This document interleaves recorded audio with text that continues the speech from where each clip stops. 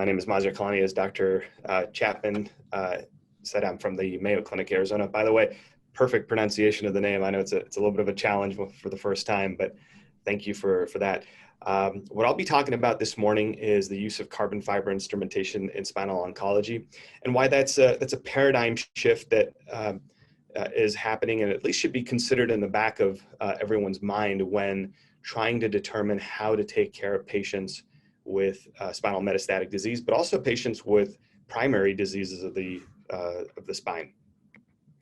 So the primary goal of this talk is to highlight technology. It is not to show really weird, really cool cases or say, look what I did, but mainly to talk about what the role of carbon fiber technology is in addressing spinal metastatic disease, spinal primary bony disease.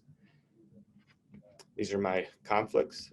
And I'm going to start off by talking about what the role of the surgeon is in addressing spinal disease. So as the surgeon, of course, this is probably a little too deconstructed, but we decompress neural elements. So whether patients present with epidural disease and cord compression or epidural disease and nerve compression, we're able to remove the disease. Sometimes, more often than not, we're also called in to stabilize the spine, whether it's to address the biomechanical uncertainty of the spine, the inability of the spine to bear loads, but also to address any pathologic deformity, very similar to the cervical thoracic junction case that you showed. And more recently, as local disease control through spinal stereotactic body radiotherapy becomes popular, we're being asked to treat essentially asymptomatic patients with epidural cord compression that need separation of the tumor from their cord in order to facilitate very, very high doses of radiation. And the reason that's more and more relevant is because the minimal doses of radiation needed to treat the metastatic lesions are almost always higher than the maximal spinal cord tolerance necessary. So the role of the surgeon to go in there and decompress essentially an asymptomatic neural element and also stabilize the area, because the treatment is inherently destabilizing, allows enough room to be there for the radiation oncologist, the radiation physicist, to be able to treat local disease and prevent hopefully recurrence and subsequent worsening of deficits. So what are the relevant issues for us as spinal oncologists? So wound healing is a very big issue. A lot of times, depending on where we practice, the practice patterns, the referral triages, we tend to see a lot of patients who've been radiated, who are presenting with issues. Sometimes that Thursday or Friday patient that Dr. Chapman was talking about has already been radiated or was radiated a few weeks before and is presenting late night as a pathologic fracture. So working in an inherently tough to heal environment is a big deal. So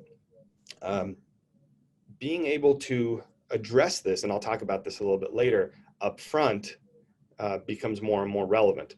Of course, surgery is just a step in the process. We are not the end-all be-all for the treatment of these patients. Unlike a lot of other issues in spine care, the spinal oncologist is truly just a person along the continuum of care. And therefore, knowing that the next steps in terms of giving patients good outcomes requires not only imaging for follow-up, if we're dealing, for example, with young folks who have long lifespans ahead of them, like primary tumors, or maybe, for example, a young lady with primarily bony disease, or some of these patients who have very good response to immunotherapy. We're going to not only need to image them for their radiation planning, but also image them to be able to follow up in their care.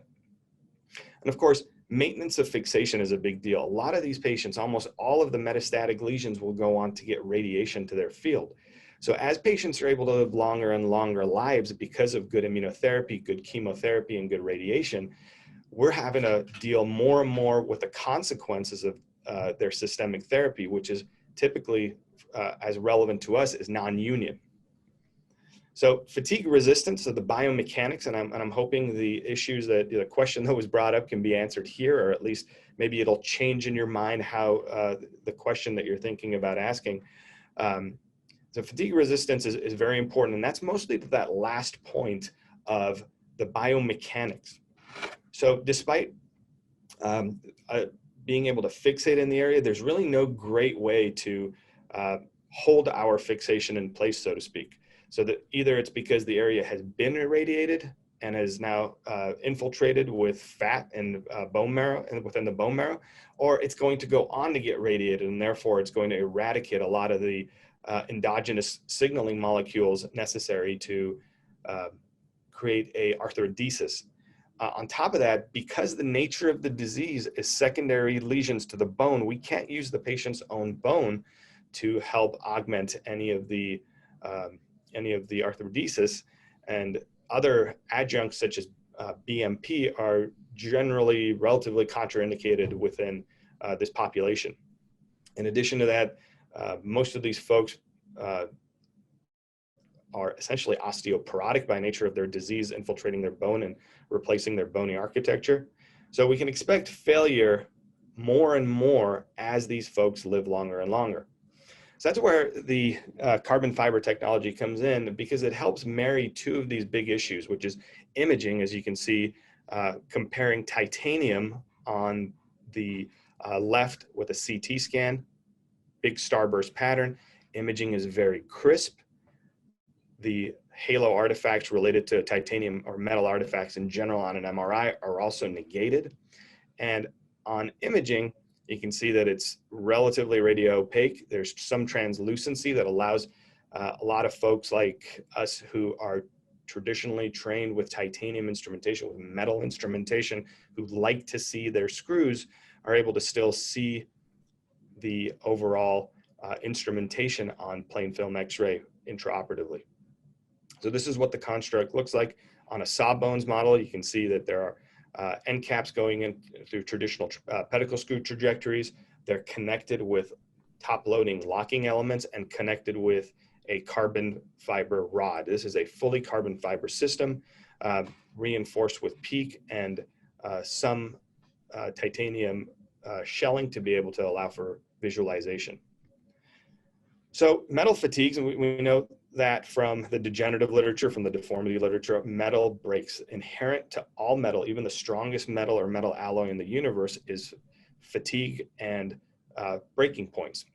So this should come as no surprise that over time this will break. And then this becomes even more relevant in our patient population with spinal oncology, because as time goes on, knowing that the likelihood of a fusion is very, very low, the metal will undergo cycling and eventually break.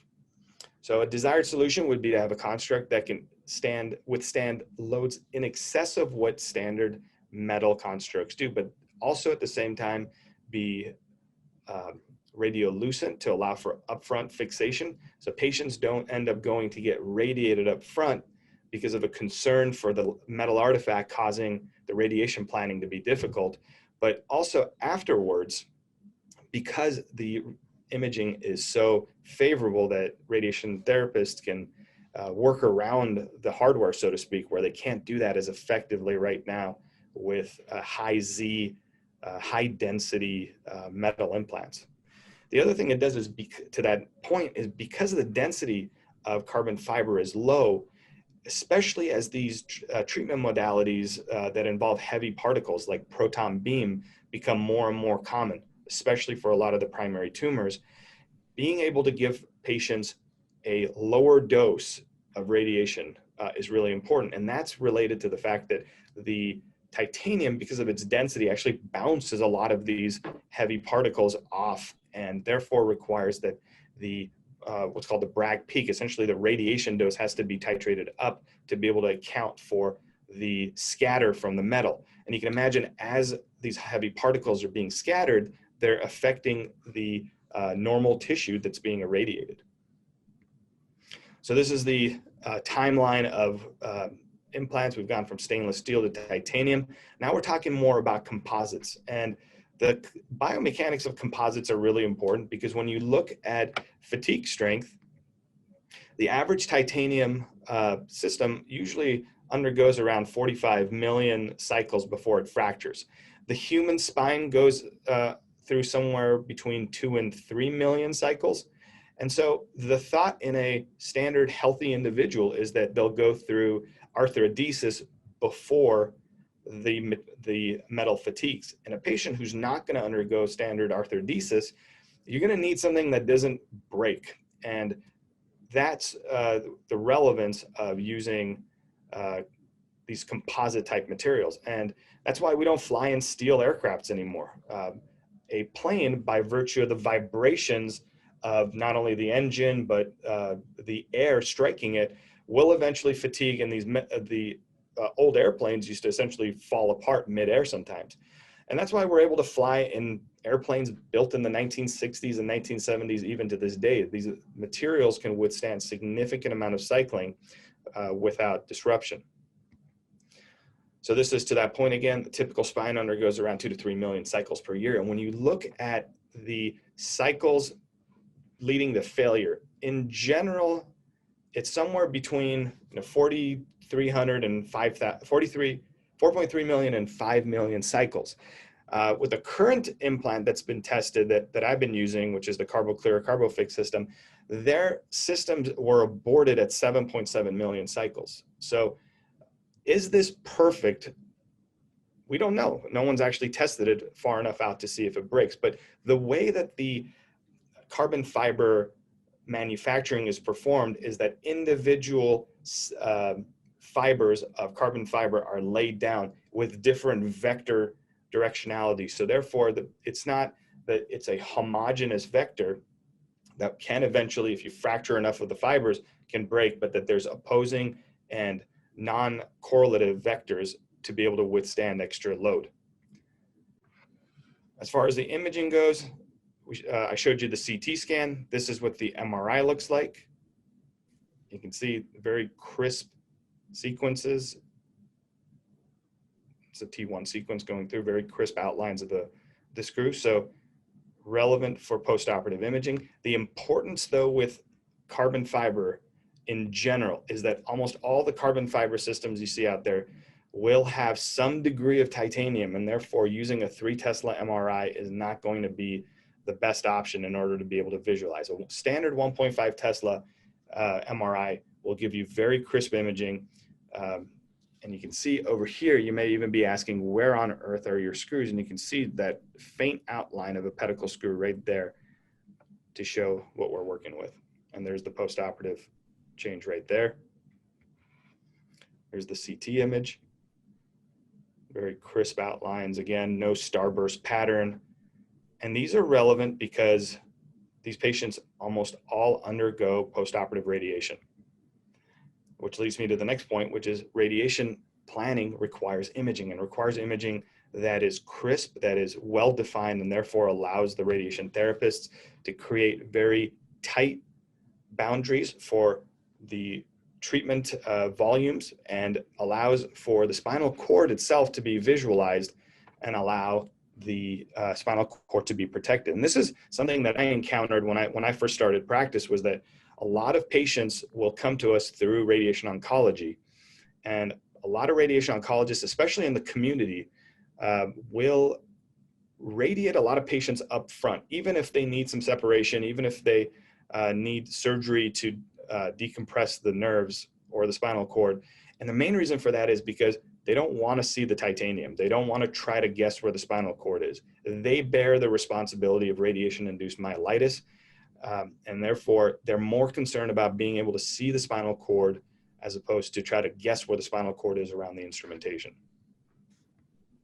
This is the effect. This is the aspect relative to heavy particle imaging, heavy particle radiation. You can see with a high Z implant, there's about 61% transmission, because about a third of the radiation is scattered away. So tissue is getting doses of radiation that it may not need or deserve. Whereas with a lower Z implant like carbon fiber, it's able to penetrate better and therefore allow for a lower dose of radiation to the tumor. So this study was one of the first studies that looked at that. You can see that there is essentially not a significant difference in terms of the screw, but when it comes to the volume between a titanium screw and a carbon fiber screw, it's significantly less, both within the body and as a whole. And this allows for standard photon radiation doses to be lowered. And in heavy particle, such as protons, this can lead the Bragg peak to be lower. You can see much tighter targets around both photon and proton therapy. So this is what the instrumentation looks like in vivo. This is a patient with a one-level corpectomy, costotransversectomy through the left, fixation 1 up, 2 down, in the mid-thoracic spine, low SIN score. And you can see the pedicle screw with a titanium shell, polyaxial top-loading system with a rod, essentially a fully carbon fiber system with very favorable imaging characteristics. Intraoperatively, you can see the screw. For those of us who like to see our screws, this allows you to see your whole screw. You don't have to draw a line from a marker to a tulip. You can see actually where your screws go and how they connect. In terms of the modulus of elasticity, the modulus of carbon fiber reinforced peak is the closest thing that there is to cortical bone. Now, this has benefits in terms of stress shielding, but it also has some of the benefits in terms of potentially how much adjacent segment degeneration may be involved, how stiff your construct is, and maybe also relevant in terms of how much a necessity there may be for anterior column reconstruction. So I was going to show a couple of the cases that I've done. This is one of the first cases that I did. This is a kind of like a test run, so to speak. It was a 50-year-old lady with metastatic breast cancer to T8, which was incidentally found after she presented with pleural effusions. She was neurologically intact, no mechanical pain. She had mechanical pain related to it as well. She thought that this was relatively just normal for her because of her cachexia and pulmonary effusions. She was noted to have this grade 2 versus 3 epidural cord compression at around T8. We took her to the OR for a separation surgery to allow her to undergo radiation treatment. You can also see this retropleural mediastinal mass on the right side. We followed the MNOP. Again, this talking less about some of the standard workup and treatment pathways and just more about the technology, but we followed the standard MNOP protocol. She was deemed to be overall pretty stable considering the location of the lesion with epidural compression, intermediate to unfavorable histology, and therefore we took her for separation surgery. And you can see and performed a strut graft in the front. Cord compression is resolved, but you can also see the spinal cord rather well through the area, which allowed her to undergo successful SBRT afterwards. And the reason to use this technology, the reason that radiolucency is so important, so the biomechanics aside, the reason the radiolucency is so important is because SBRT is playing a bigger and bigger role in local control. You can see that, this study from Tomedo was from the early 2000s, and you can see with SBRT, the local control is excellent. Even the ones at the bottom, melanoma and renal cell, they've undergone significant systemic therapy improvements through biologics, and therefore, even those, when we factor in the overall treatment, we're looking at some really good local control. And putting all this together with the Patchel data, patients who get their epidural cord compression resolved get good local control, not only are able to ambulate longer, they're able to have higher quality of life and maintain continence. So this becomes very relevant. Protecting the spinal cord, whether it's from the tumor encroaching and compressing on it or from the radiation, is very important. And that's where the technology becomes more relevant. Another case, this was actually, I apologize, this was the trial run that we did with this instrumentation at the first go around. This is a 66-year-old lady presenting with a breast met to T10. This was identified on PET imaging. She did not have any symptoms, but she was primarily sent for separation surgery. You can see one would argue not the most impressive of compression, but this would probably be considered an epidural compression grade 1C. You can see that there's a pathologic fracture associated with it. Interestingly, did not have significant compression, even though her SIN score was on the high side of the gray area. I think it was about 12 or 13. So she underwent a separation operation with fixation. You can see just barely the outline of the instrumentation. We were playing with the different rod contours. And you can imagine that unlike titanium, you cannot bend these rods. So have to deal with the different rod contours. So as a trial run, we went relatively short considering the lack of mechanical pain. She is over 1 year out and doing very well. But with her, we also learned that you want to use 1.5 Tesla MR. You do not want to use a 3 Tesla MR because even a little bit of titanium within the shell can make it actually quite difficult to visualize these on MRI. This lady is actually a little bit more interesting. So this is a T8-9, and then she initially started off as a T8, but then had local recurrence at T9. Rib head Ewing sarcoma, presented with some chest discomfort, underwent imaging. A lesion was noted on the right side at the rib head at its attachment to the vertebral body. She underwent a VATS biopsy, which came back as a Ewing sarcoma. She underwent upfront chemotherapy. These tumors are very responsive to chemotherapy. The tumor shrunk, and she underwent an initial T8 to T8 partial spondylectomy, T5 to 11 fixation. This is what her construct looked like. Everything was going well. Something happened in terms of her follow-up, and she, I believe, did not undergo post-operative chemotherapy, which is the standard of care for these tumors.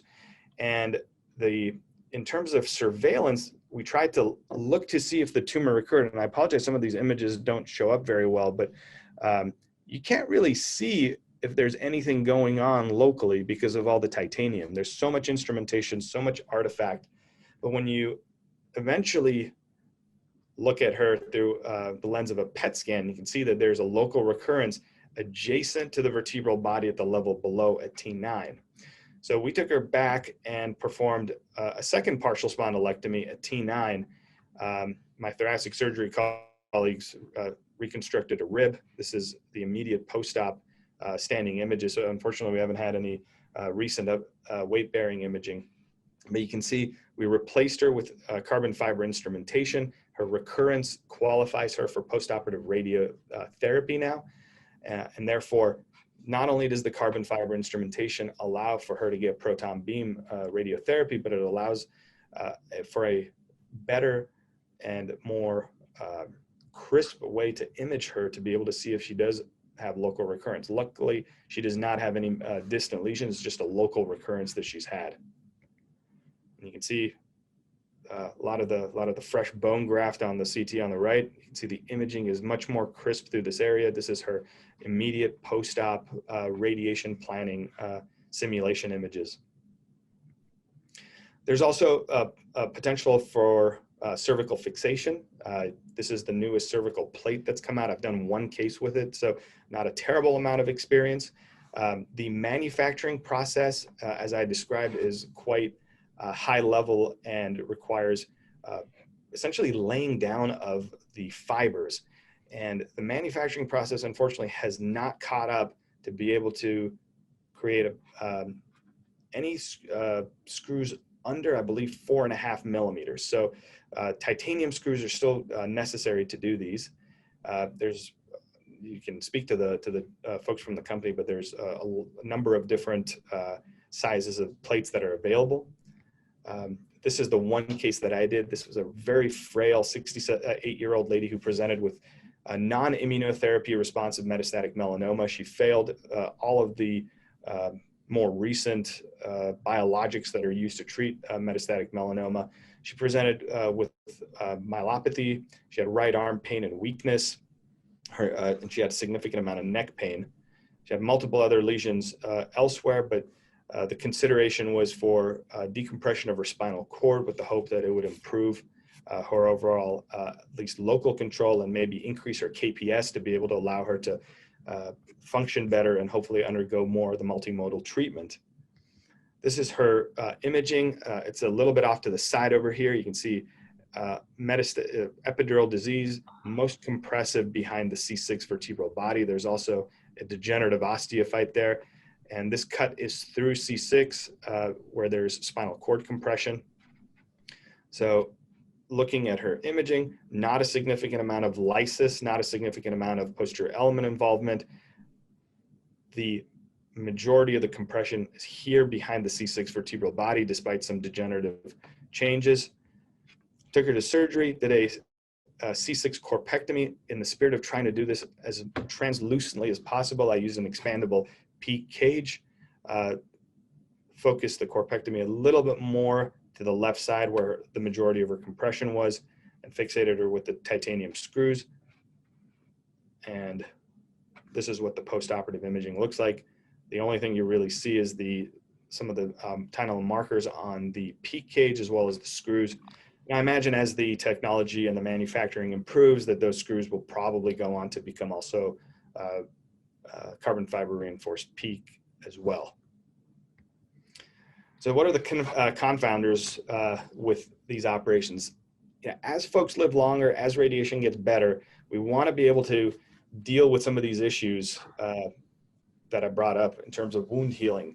Being able to operate on folks up front because the radiation therapists are more comfortable working around carbon fiber instrumentation is good, but I think an even next iterative step would be to try to do most of these operations on folks minimally invasively. We're not looking at arthrodesis, so there's no real incentive to perform very large open operations exposing a lot of bone surface that we would hope will eventually unite. That stuff is probably not going to happen. I think focusing on minimally invasive techniques, anterior column reconstruction is going to be the name of the game going forward with these, especially as these folks live longer, like Dr. Chapman said, as these folks get better and better systemic and local care. So the potential solutions to helping with those: upfront surgery, carbon fiber instrumentation, composite material, more importantly, anterior column reconstruction, and development of MIS techniques to be able to do these minimally invasively. And with that, I thank you.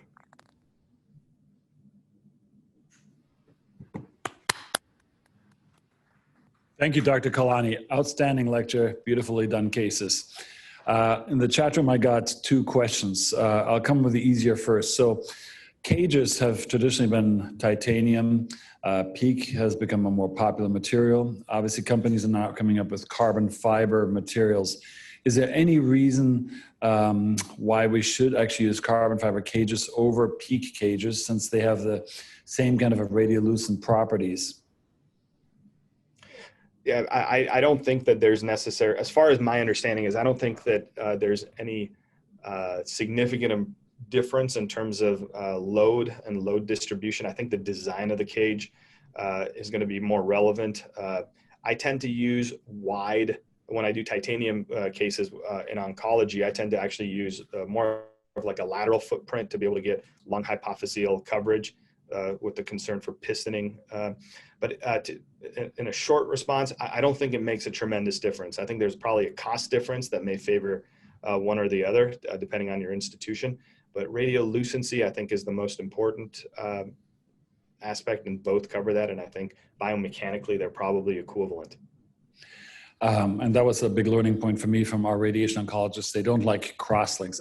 I'm a titanium person, but they don't like crosslinks over the radiation field. So the second question, we have to kind of rapid fire. I apologize because we're running out of time. Second question is mine. Biomechanically, when you showed the fatigue failure rates of carbon fibers, obviously very convincing. But as far as you know, were those composite tests where the screw a rod construct was tested, or were those the rods alone? Because what I thought is those are the rods alone. And the composite testing is not quite as convincing, because the weak spot of this whole assembly is the connection of the screw heads to the rods. So please, could you address that? Yeah, absolutely. I think what's been tested, like you said, is the composite testing for the rod and for the screw. Of course, the third point of failure is really the two-lobe screw rod interface. And I'm not quite sure. I'd have to get back to you on that. I don't know how much that's been tested or whether that's been tested. I mean, your images look absolutely beautiful, and there are many compelling reasons, but this is still something that my friends who do these procedures struggle with. Now comes the final coup de grace question from one of our good friends. I'm not going to mention his name right now. What's the longest outcome? What differences do we actually have in terms of survival rates and surgical revision rates for these new biomaterials for oncologic spine reconstructions?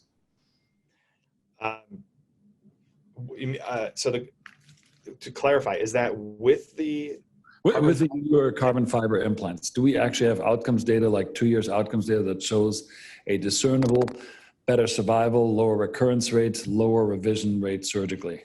That is a fantastic question. We do not.